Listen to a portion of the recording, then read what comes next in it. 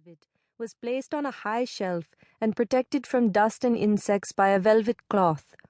Even Lala's wife was forbidden to touch it. He brought the news to her mother-in-law, whom Lala came to see as soon as the news program ended, just before dinner. Neela was hungry. She was about to set out 3 plates when he told her the news. "Those ugly Muslims," he said. "They would torch a train full of children as long as they were Hindu." Her mother-in-law, nearly blind, kind and gentle compared to most mother-in-laws Neela had heard stories about, had only looked up at Lala with her sad, unadorned eyes and said, "Every mother will tell you, that train was full of children." The events, as Neela peeked from behind the bamboo screen separating the main room of the hut from the kitchen, followed many of the stories of madness in the months after partition. The train had been traveling its western course, the last evening run to Lahore. Babu had gotten on with his kettle of tea at Wagah, and that was the last anyone had seen of him. The train had been ambushed a few miles outside of Wagah by a horde of Muslim men.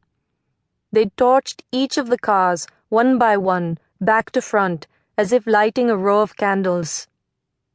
"My son's body?" Neela's mother-in-law asked slowly. Lala shook his head.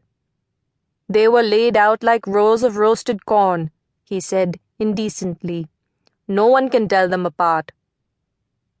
Then he rose to leave, handing her mother-in-law something Neela couldn't see. "Enough for both of you," he said, closing the door behind him. The next morning, Neela's mother-in-law bathed, dressed in a crisp white sari, the only color she was allowed to wear as a widow, and conducted her daily prayers while Neela heated water and the few drops of milk they could afford for tea. Then she waited. She was 15 years old, and now she too was a widow. Her mother-in-law, bent by a long and pitiless life, entered the kitchen. She sat in her usual corner on a thin reed mat and looked at Neela. Since partition, the cataracts in her grey eyes had ripened like winter squash, burrowing into the hollows of her wrinkled brown face. They brimmed now with tears. "My child," she whispered.